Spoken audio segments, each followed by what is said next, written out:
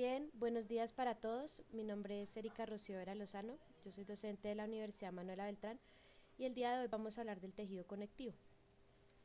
Bien, como vimos en clases anteriores, el tejido conectivo es uno de los cuatro tejidos fundamentales en los organismos.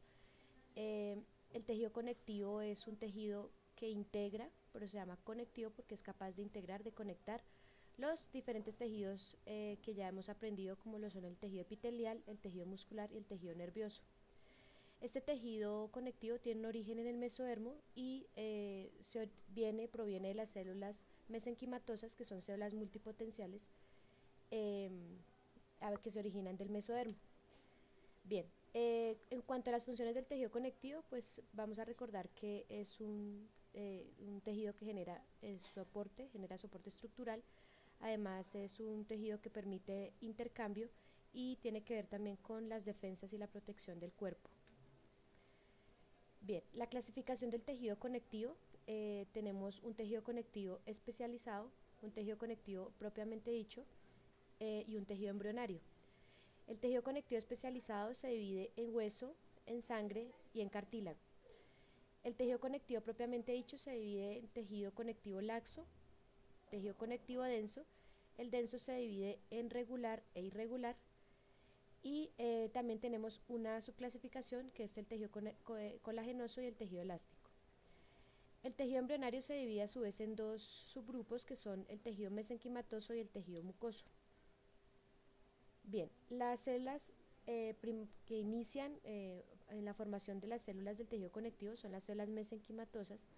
Ellas son las células que originan la mayor parte de las células fijas que hay en el tejido conectivo, como son los condroblastos, en este caso, los adipocitos, los osteoblastos y los fibroblastos, que son células que van a generar a su vez condrocitos, adipocitos, osteocitos, y pues el fibroblasto es la célula que se conoce en su etapa madura como fibroblasto. También tenemos otra línea celular que son las células móviles que provienen de la médula ósea, que pues vamos a ver en este momento. Ok, el tejido conectivo está compuesto por una sustancia fundamental que pues realmente está compuesta por glucosaminoglucanos, proteoglicanos, glicoproteínas y fibras de adherencia, que son, además de fibras de colágeno, que son sintetizadas por los fibroblastos, que son la célula más importante que hay en el tejido conectivo.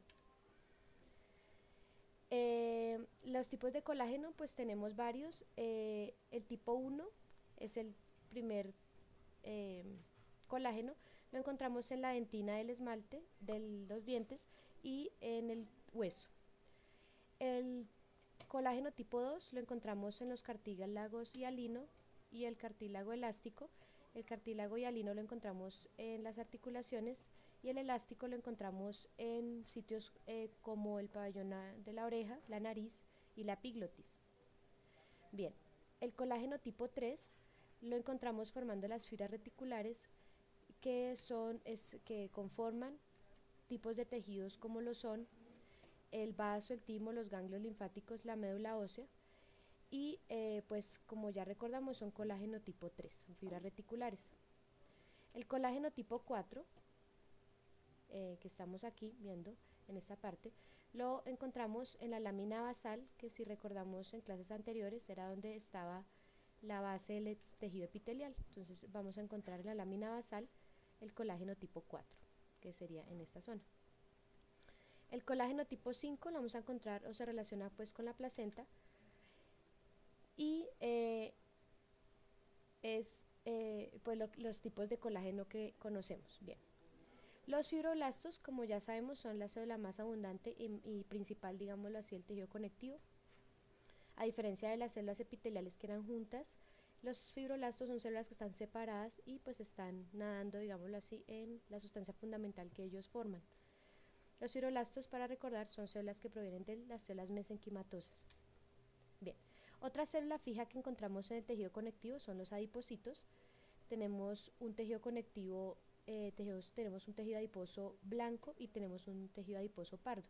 El tejido adiposo blanco es el tejido que está en las personas adultas.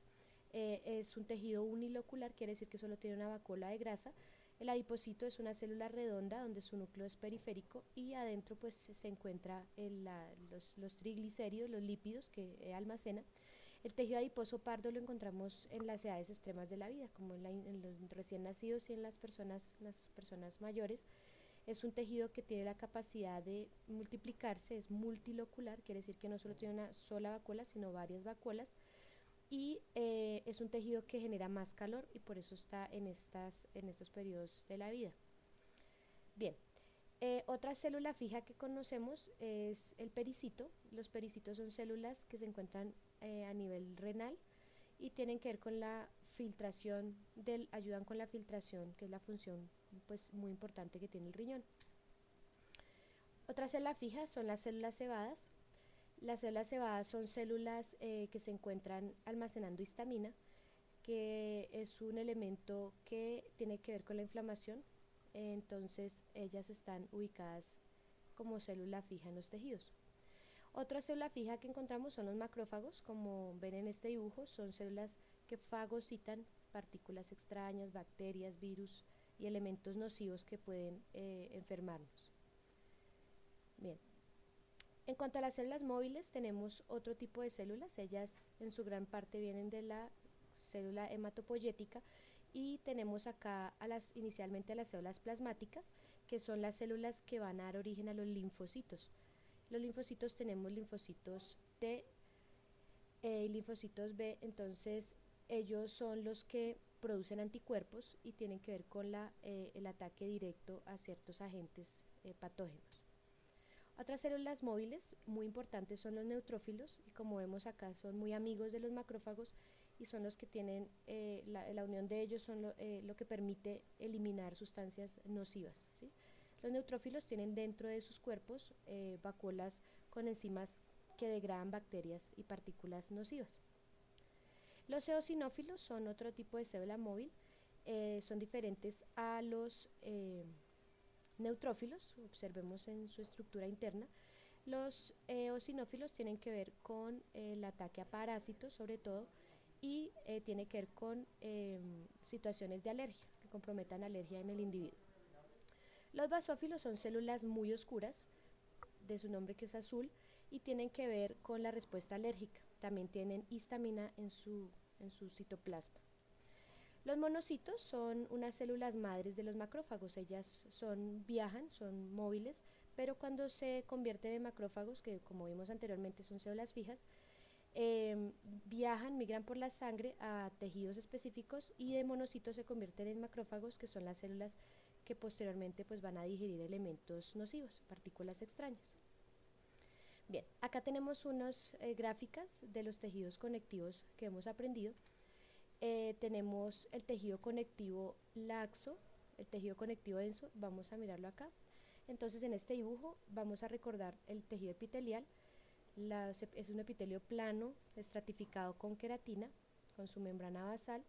Tenemos un tejido conectivo que recordábamos está debajo de la membrana basal, pero el tejido conectivo laxo se caracteriza porque tiene muchas más células y pocas fibras, mientras que el tejido conectivo denso es un tejido que tiene más fibras y menos células. Estos dos tejidos los podemos encontrar en el tejido de la piel.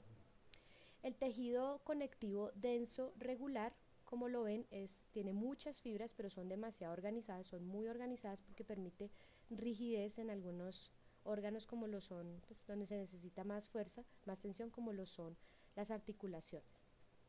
Bien, el tejido conectivo, entonces tenemos acá el denso para que no se nos olvide, junto con el tejido muscular. Este es un tejido conectivo denso irregular que ya lo vimos, está debajo de la piel, debajo del tejido conectivo laxo, ¿cierto? Bien, acá tenemos un tejido conectivo elástico, observen las fibras de elastina que son ondulantes y permiten pues más flexibilidad en algunos tejidos. Tenemos acá el tejido reticular, para recordar las fibras reticulares que son colágeno tipo 3, que encontramos en vaso, en hígado, en ganglios y en la médula ósea. Bien, aquí recordemos el tejido adiposo blanco, que es el tejido que hace parte de las personas adultas, y el adiposo pardo, que es el que hace parte de las personas pero en sus extremos de la vida. Bien, en cuanto al tejido cartilaginoso, que es un tipo de tejido conectivo especializado, tenemos tres tipos de tejido conectivo de cartílago.